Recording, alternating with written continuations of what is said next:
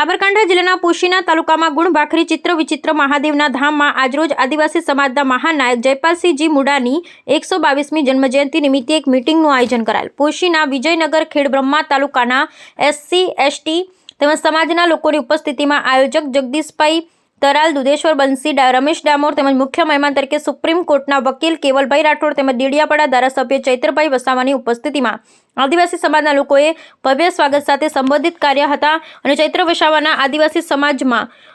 શિક્ષણ તેમજ જાગૃતિ લાવવા બાબતે ધ્યાન દોરી અને સમાજમાં એક નવી સૂર ફૂંકી તેમ આહવાન આપ્યું હતું। સમાજ એક શિક્ષિત અને જાગૃતતા દાખવતા બાબતની એમના અંદાજમાં એમને સમાજ પ્રત્યે લાગણી દર્શાવતા આદિવાસી સમાજમાં ખુશીનો માહોલ જોવા મળ્યો હતો।